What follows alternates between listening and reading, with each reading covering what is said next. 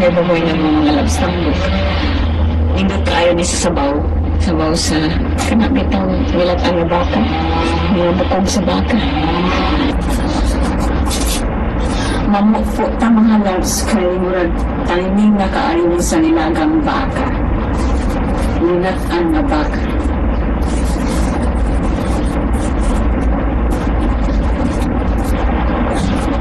Huh? Nindot?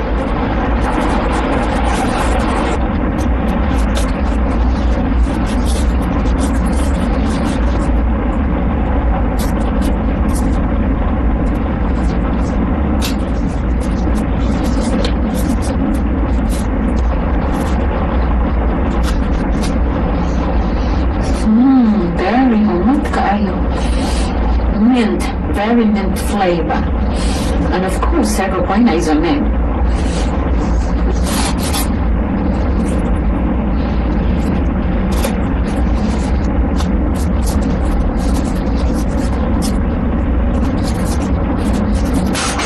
Presko kaayo mga labs, mura sabtag na sa probinsya, oh.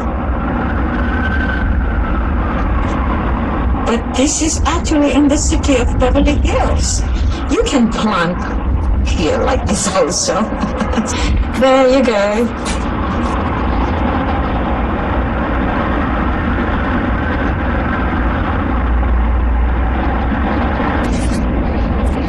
Kani mga labs, lami na gini sa sabaw. Sa una, si mama may magtudlo sa ako. Pamupo dito sa likod sa lagulat taog kanang herbaboy na. Niya ako kayo bang paraon sa dito. Ang dito sa nilagang bakang. Oh my gosh. Niya. Of course, mama, mag-ihaw mi og duha ka baka in one day sometimes kay there was a time na single mother naman siya. So, she has to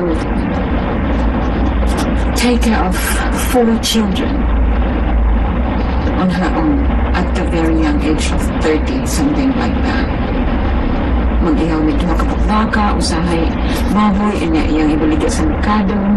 I would like to enjoy my memory of her na maingon siya, hala, po og herbaboy na, mo ni, sibuyas. Kay mga tanong naman po na mo ang mga sibuyas sa una, parehaan ni. Si mama po mo'y nagtudlo sa ako kung saan pagluto ng nilagang baka. Sayon raman di ay basta na kay mga bukog sa baka. You're good to go. Tubig, asin, katan. Niya ka ng mga sili, pangupon naman po na. Naninamdam ko ang mga loves ka na story anang dog food. Kanang dog food man good. Mga kuan na, mga bukog sa baka. Ang tawag anak dog food. Atong panahon ng mga loves. Gamay pa akong anak, si Maz. Yeah, baby pa si Matthew. Of course, now he's 23 and Maz is 33. So looking back, namin nagpuyo sa Makati at itong panahon. Kaya dito man natao si Matthew sa Makati Medical Center. So he was less than a year old. Kaya dito man po siya ng 1 year old sa England, sa London. So before that, si Maz, gamay pa siya. I think if Matthew was not even 1 year old, she should have been like 9, something almost 10 years old. Kaya 10 years apart man sila. So, ngayon si Maz, pag ato na mo sa Rustans kay nag-shopping niya, niadto ko sa mga, ang saya na, niadto ko sa kanang mga meat section. Hello, excuse me, can I have a kilo of dog food? Of course, kanang dog food. Para man na, mga sa nilaga, right? Anak din siya. Dako kayo tingog loves. Pag may gamay lang, anak siya, Mom, we don't have dog in the house. Ingon ko, murag pa as if ba nga, sama din. Okay. Nya, di ko nato, dako nato, tingog kami kaulang. So, but anyway, anak din siya, gidubli pa din kay, nagpa-as if man ko nga wa makadungog. Anak pa din siya, gidubli. Mom, did you not hear me? We don't have a dog in the house. How come you're buying dog food? Like, nikatawa na lang po ng tindero kay it wasn't really for the dogs. Maghimo kong sabaw, nilagang baka. Hello, anak, please shut up sometimes.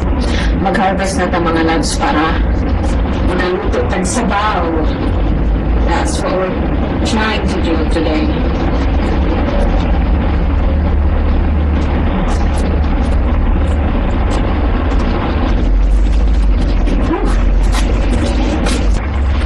Okay, ready na ni limpyuhan para ma-appeal sa atong mga ricados.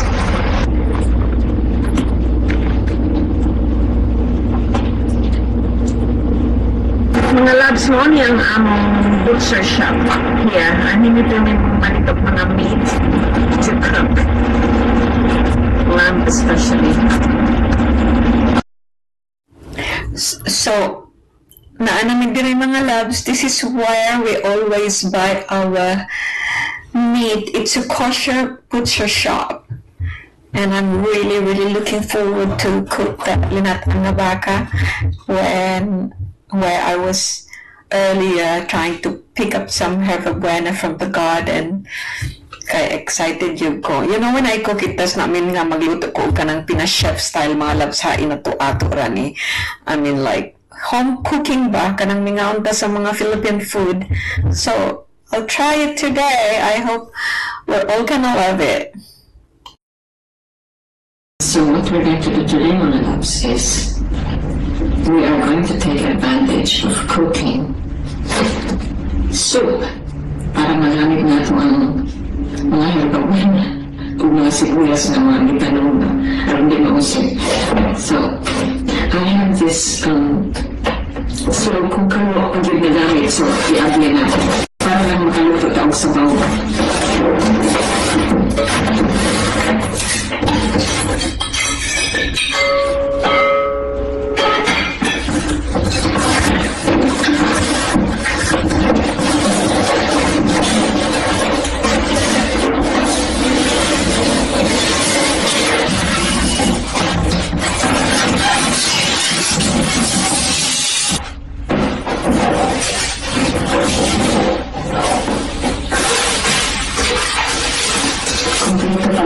Manual, right? But I think I know how to work in this one.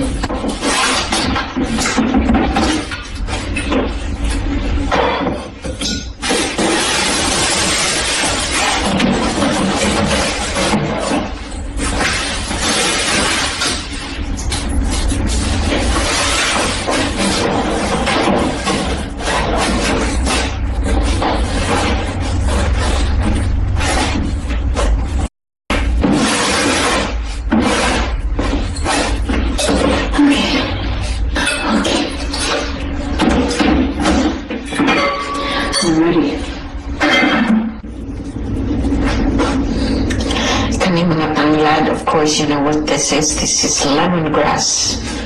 Pastilang daghan kain sa among lagwil pa sa una. Pamupuon rami para ibutan sa tinulang manok.